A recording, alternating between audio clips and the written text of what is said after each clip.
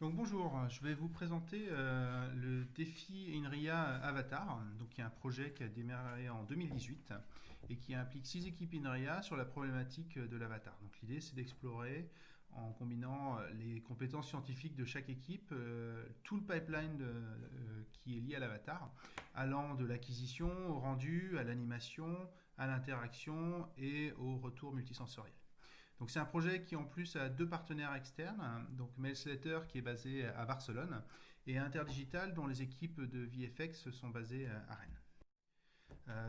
Ce projet a démarré dans le contexte où, avec le développement massif des casques de réalité virtuelle, on avait de plus en plus de besoins pour avoir des avatars réalistes, fidèles pour l'utilisation, pour l'expérience utilisateur. Donc dans le cadre de ce projet, on commence en fait déjà par une définition parce que le terme avatar a été utilisé dans plusieurs contextes, avec des définitions potentiellement légèrement différentes. Donc nous, on s'intéresse à la représentation anthropomorphique de l'utilisateur dans l'environnement virtuel.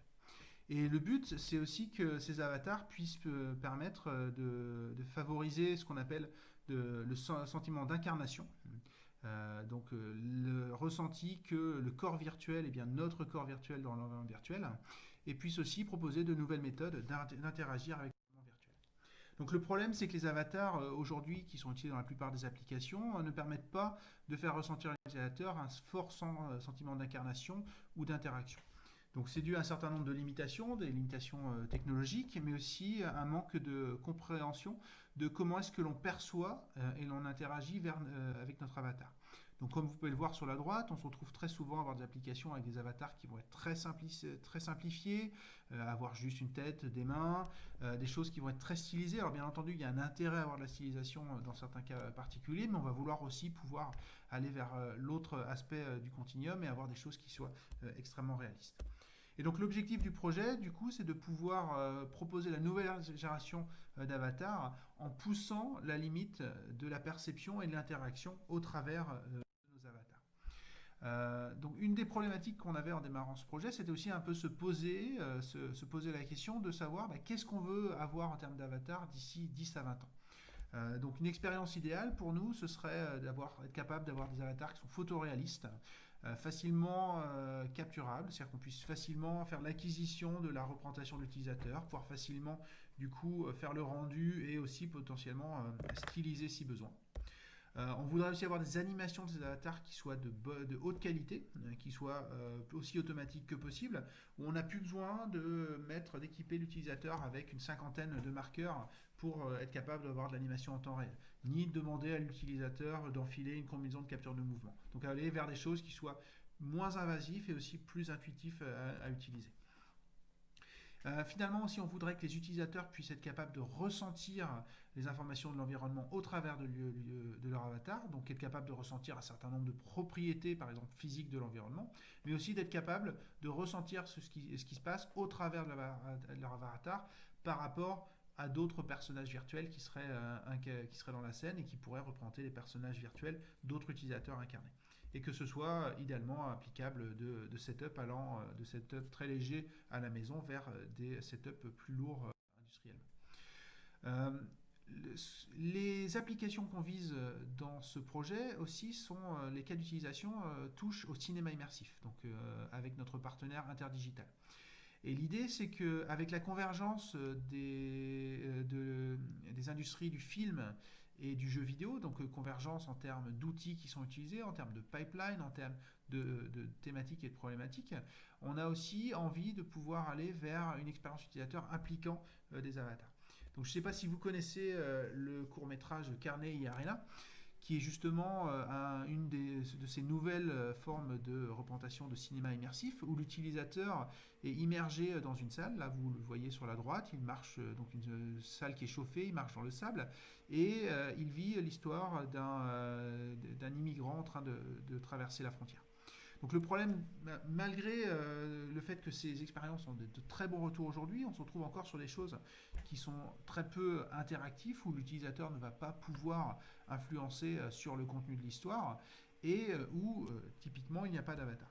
Donc une des questions qu'on se pose avec ces cas d'application, c'est être capable d'explorer quels sont les effets d'ajouter des avatars lorsque l'utilisateur va pouvoir être incarné dans un personnage principal, un personnage secondaire, des personnages dans le background, et quels vont être l'effet de différents facteurs tels que la représentation, la façon dont l'utilisateur va interagir avec la situation sur son expérience immersive. Donc, comme je vous le disais, c'est un projet qui implique 6 équipes INRIA. Donc, vous reconnaîtrez un certain nombre de personnes sur ces équipes. Donc, aujourd'hui, c'est un peu plus de 13 chercheurs côté INRIA qui sont impliqués sur le projet, plus 7 doctorants et en théorie un deuxième doctorant qui devrait rejoindre le projet prochainement. Donc, c'est vrai que c'est un projet qui est assez conséquent sur 4 ans et qui implique pas mal de monde. Avant de vous présenter un petit peu les travaux qui ont été réalisés, donc c'est aussi des travaux donc sans rentrer dans tous les détails. Donc l'idée c'est que ces travaux se basent sur 4 grands piliers sur lesquels on explore des problématiques. Les problématiques d'acquisition et simulation, donc comment acquérir la représentation de l'utilisateur, comment l'animer en termes de surface en mouvement, en termes de mouvement, de corporel et ainsi de suite. Il y a un second pilier qui est sur toutes les problématiques d'interaction. Comment est-ce qu'on va pouvoir développer de nouvelles techniques d'interaction qui vont nous permettre d'interagir au travers de notre avatar sur l'environnement de façon plus naturelle, potentiellement en combinant des approches basées animation liées au premier pilier. Et un troisième pilier qui est basé plus sur des approches retour multisensoriel. Et donc comment est-ce qu'on va être capable de ressentir les informations de l'environnement virtuel au travers de notre avatar. Donc il y a un certain nombre de travaux réalisés sur ces problématiques. Donc c'est des travaux qui sont réalisés généralement par donc des doctorants qui sont encadrés au minimum par 2 équipes. Donc ici je présente des résultats globaux qui ont été de tous les partenaires du projet. Donc il y a des travaux qui ont été réalisés donc, sur les problématiques d'animation, et donc de retargeting basé sur face. Donc je ne vais pas m'attarder là-dessus puisque Jean va nous en parler tout à l'heure. On a exploré aussi des questions de stylisation avec notre partenaire Interdigital, donc en utilisant des outils de stylisation de visage qu'ils avaient développés en interne, savoir jusqu'à quel point est-ce qu'on peut styliser un visage et pour autant toujours reconnaître l'individu. Donc ça c'est des travaux qui viennent d'être publiés cette année, qui seront présentés à SAP, le Symposium on Applied Perception, au mois de septembre. Un certain nombre de travaux aussi sur les problématiques de sélection, donc sélection en réalité virtuelle, comment faciliter la sélection, et notamment lorsque l'on a un avatar. Et dans la même idée aussi des problématiques de comment est-ce qu'on va pouvoir explorer les problématiques de navigation lorsqu'on a un avatar en VR et la relation entre la technique de navigation qu'on utilise et l'incarnation virtuelle. Donc quand je parle de technique de navigation, ça peut être soit ce qu'on appelle le steering, où on est simplement en train de contrôler, l'utilisateur contrôle sa position dans l'environnement avec un gamepad, ou alors des approches qui vont être un peu plus poussées comme le walking in place, ou simplement marcher physiquement dans l'environnement. Donc là je vous parle d'incarnation, il y a pas mal de travaux qu'on a réalisés aussi sur les problématiques d'incarnation, pour comprendre quels sont les facteurs qui impactent l'incarnation de l'utilisateur dans son avatar. Qu'est-ce qui se passe si on implique un danger, quels sont les facteurs qui vont peut-être être liés aux traits de personnalité de l'utilisateur qui font que certains utilisateurs vont plus facilement s'incarner dans un personnage virtuel alors que d'autres vont avoir beaucoup plus de mal à ressentir cette incarnation. Rebecca vous parlera aussi tout à l'heure des problématiques de quelles sont les préférences de l'utilisateur en termes d'apparence, en termes de contrôle et donc d'animation. Par exemple sur le sentiment d'incarnation. Donc quels sont les facteurs que les utilisateurs vont préférer et quels sont ceux qui vont impacter davantage l'incarnation virtuelle.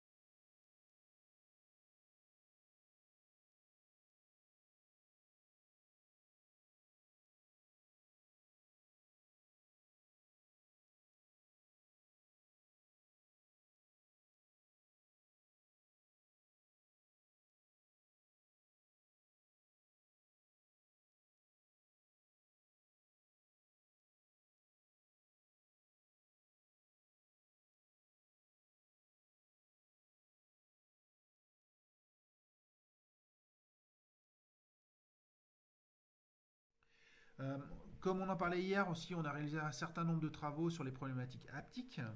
Donc l'effet par exemple d'avoir du retour haptique lorsqu'on est en train d'interagir avec son avatar et donc l'implication sur l'incarnation, mais aussi potentiellement lorsqu'on va être incarné dans des foules et donc savoir quel est l'effet justement d'être capable de faire le rendu haptique de ces collisions sur l'incarnation virtuelle. Euh, et finalement, aussi un certain nombre de travaux sur le multi-utilisateur. Quelle est l'influence d'être incarné, d'être plusieurs personnes immergées dans un environnement virtuel et l'influence sur l'incarnation virtuelle ou même pousser le vice jusqu'à qu'est-ce qui se passe lorsqu'on est plusieurs personnes incarnées dans le même corps virtuel et à contrôler le même avatar et quelles sont les influences du degré de contrôle qu'on a sur l'avatar sur notre sentiment d'incarnation. Donc très rapidement, donc je vous le disais, ces travaux qui représentent les travaux qui sont réalisés par tous les partenaires du projet. Donc vous pouvez trouver une liste à jour sur le site avatar.inria.fr ainsi que les liens vers les publications et les vidéos. Et donc je vais passer la main à deux doctorants qui travaillent sur le projet. Donc Jean Basset qui va vous parler de retargeting basé sur face et Rebecca Fribourg qui va vous parler d'incarnation virtuelle et de problématiques de contrôle et d'animation. Merci beaucoup.